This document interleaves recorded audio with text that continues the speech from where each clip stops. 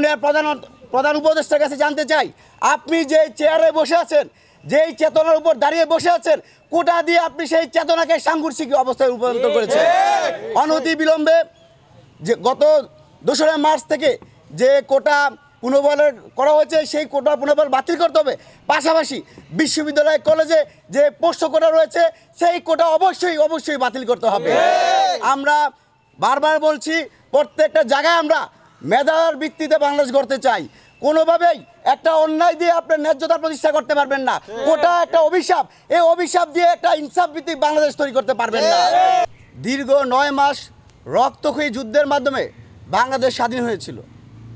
স্বাধীন পরবর্তী সময়ে আমরা একইভাবে দেখতে পেয়েছি আবার সেই স্বাধীন বাংলাদেশের কোটা চেপে বসেছে। 2024 সালে যেই কোটাকে কবর দিতে গিয়ে শেখ হাসিনার পতন হয়েছে, সেই বাংলাদেশে 2025 সালে আবার কোটা ফিরে আসছে। এটা অত্যন্ত লজ্জার বিষয়, অত্যন্ত দুঃখের বিষয়। আমরা বারবার বলে আসছি, যারা ফ্যাসিস্ট শেখ হাসিনার বিরুদ্ধে লড়াই করতে গিয়ে বুকের তাজা রক্ত ঢেলে দিয়ে এই বাংলাদেশকে ফ্যাসিস্ট শেখ হাসিনার হাত থেকে রক্ষা করেছে, তারা নিশ্চয় বাংলাদেশের বীর সন্তান, তারা এই জাতির শ্রেষ্ঠ সন্তান। কিন্তু এই বীর সন্তানদেরকে যদি আপনারা কোটা দেন, তাহলে তাদের সাথে আমরা মনে করি অপমান করা, তাদেরকে অপদস্থ করা। একজন আজকে যারা শহীদ হয়েছে, যারা পঙ্গুত্ব বরণ করেছে, আমরা ইতিমধ্যে শুনেছি প্রায় 2000 অধিক শহীদ হয়েছে, প্রায় 30,000 অধিক আহত যোদ্ধা রয়েছে, যাদের অনেকের এক হাত নাই, অনেকের এক পা নাই, অনেকেরই চিরতরে 2 চোখ হারিয়ে গেছে। তাদের এই ত্যাগ বাংলাদেশের ইতিহাসের সাথে সবসময় লিপিবদ্ধ থাকবে। কিন্তু তাদের সন্তানরা যখন দেখবে তার বাবা এদেশের জন্য, এদেশের 8 কোটি মানুষের মুক্তির জন্য, দেশ মাতৃকার মুক্তি করার জন্য লড়াই করতে গিয়ে শহীদ হয়েছে, পঙ্গুত্ব বরণ করেছে, কিন্তু তাদের এই বীরত্বকে কোটা দিয়ে পুনর্বহাল করা হচ্ছে, তাদের মনে করবে এটা তাদের জন্য অভিশাপ। আমরা মনে করি আমাদের জাতির শ্রেষ্ঠ সন্তানদেরকে রাষ্ট্রীয় যে সকল সুবিধা আছে, আপনারা তাদেরকে সর্বোচ্চ সুবিধা দেন, কিন্তু শিক্ষা প্রতিষ্ঠানে দয়া করে আল্লাহর হস্তে মেধার চেয়ে কোনো বড় কিছু দিয়ে তাদেরকে দাবায় রাখবেন না।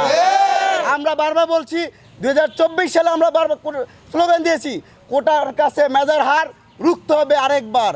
কোটার এই যে স্লোগানগুলো রয়েছে, সেই স্লোগানের সাথে বর্তমান সময়ে আমরা সাংঘর্ষিক মনে করছি। আমরা মনে করি কোটা রাষ্ট্রের একটা নীতিগত সিদ্ধান্ত, সেই হিসাবে একটা রাষ্ট্রে কোটা থাকবে কি থাকবে না সেটা নির্ভর করে রাষ্ট্রের নির্বাহী কর্মকর্তার কাছে। আমরা বর্তমান সরকারের মাননীয় প্রধান উপদেষ্টার কাছে জানতে চাই, আপনি যে চেয়ারে বসে আছেন, যেই চেতনার উপর দাঁড়িয়ে বসে আছেন, কোটা দিয়ে আপনি সেই চেতনাকে সাংঘর্ষিক অবস্থায় রূপান্তর করেছেন। অনতি বিলম্বে যে গত 2রা মার্চ থেকে যে কোটা পুনর্বহাল করা হয়েছে, সেই কোটা পুনর্বহাল বাতিল করতে হবে। পাশাপাশি বিশ্ববিদ্যালয় কলেজে যে পোস্ট কোটা রয়েছে, সেই কোটা অবশ্যই বাতিল করতে হবে। আমরা বারবার বলছি, প্রত্যেকটা জায়গায় আমরা মেধার ভিত্তিতে বাংলাদেশ গড়তে চাই। কোনোভাবেই একটা অন্যায় দিয়ে আপনার ন্যায্যতা প্রতিষ্ঠা করতে পারবেন না। কোটা একটা অভিশাপ, এই অভিশাপ দিয়ে একটা ইনসাফ ভিত্তিক বাংলাদেশ তৈরি করতে পারবেন না।